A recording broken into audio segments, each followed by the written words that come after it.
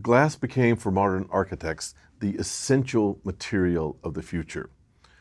Glass was endowed not only with material, visual qualities, but also with spiritual qualities.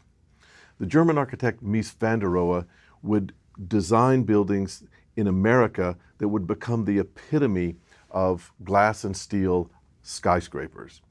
But Mies started his work in Germany. In fact, Mies also worked in the office of Peter Behrens when the AEG factory was being designed.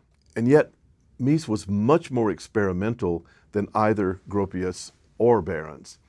We have photographs of Mies in Behrens' office constructing models of glass skyscrapers and then holding those models against the window in Behrens' office and twisting and turning them to study and experiment with the reflective and refractive qualities of the tall glass building. The kind of amazing moment in architecture.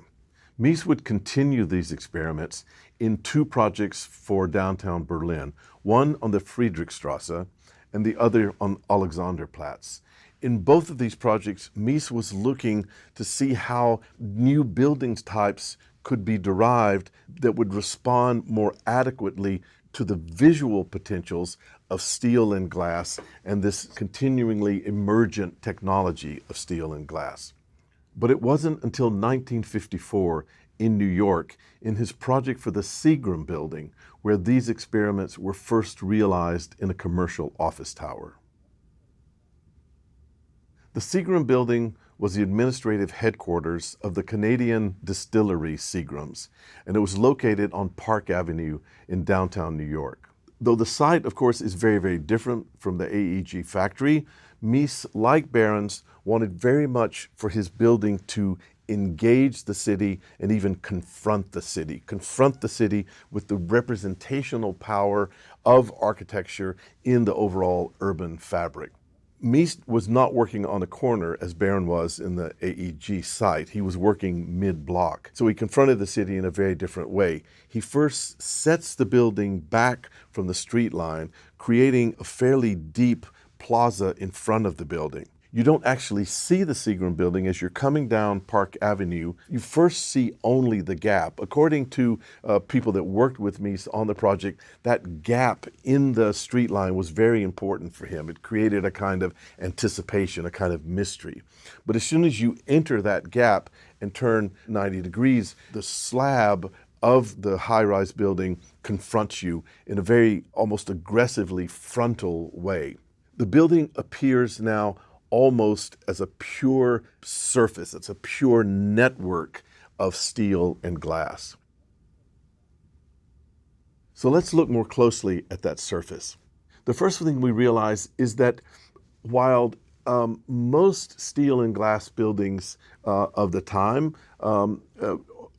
articulate the frame and use the glass as a kind of contrasting transparency to the opacity of the steel frame.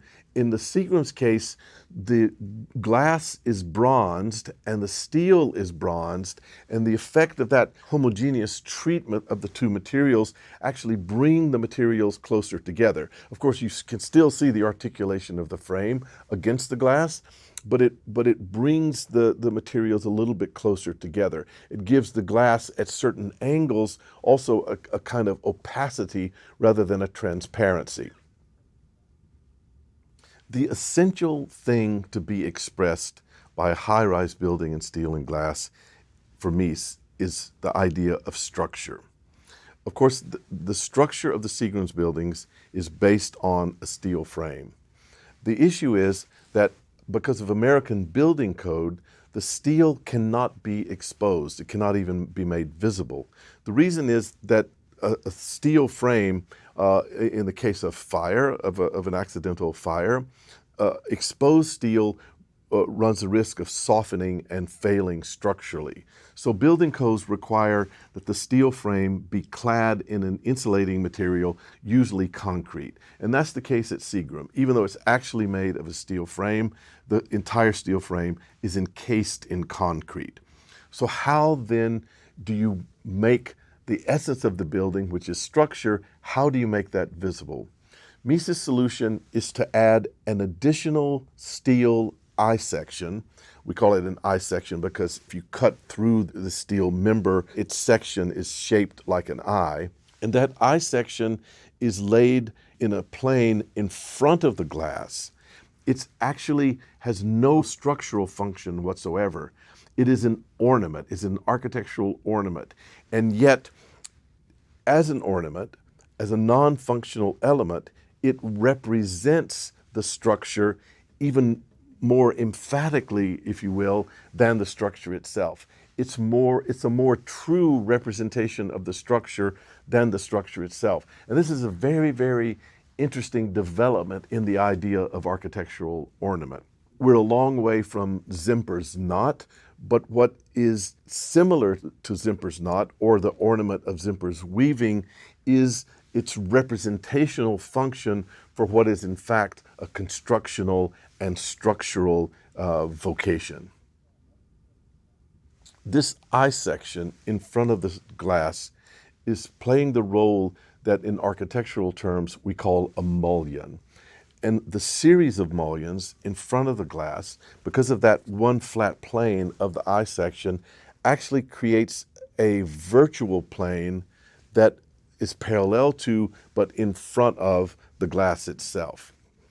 Visually also, under the right lighting conditions, the mullions cast a shadow on the glass in a very, very similar way, but a much more delicate way than the columns in Barron's AEG factory cast a shadow on the glass. In Mies's case, because of the delicacy of the fabric, the effect that this has is to prevent us in a way from measuring, from calibrating the distance from that virtual plane to the actual plane of glass. And the visual effect of that under the right lighting conditions is a kind of oscillation of the surface. It's as if the surface has a kind of optical depth and an optical movement, or a kind of shimmering that belies the simplicity of the actual architectural elements of the surface. Despite the large amount of glass in the Seagram building and the thinness of the material, the Seagram nevertheless has a kind of corporeality and a presence that's actually very, very dense. Now, part of this is due to the proportions of the slab. The sides of the slab have a sort of 3:5 ratio of width to frontality, and that gives it a kind of chunkiness.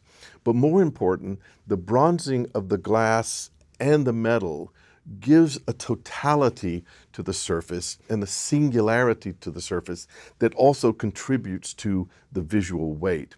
The bronzing also does one more thing. Bronze actually has a quality of aging, and over time, rather than appearing more and more like a new building, the Seagram has actually taken on an almost archaic quality. Whereas Barron's used the resonance of his building with the Greek temple to insert his building into a continuum of architecture as an art, Mies almost pushes the associations back prior to Greece to some kind of ancient, archaic slab that is older than history itself, even as it's very much part of the present. This haptic plane is completely abstract, but it still has a resonance with the architecture of the past, a grandeur in glass and steel first begun by Peter Behrens.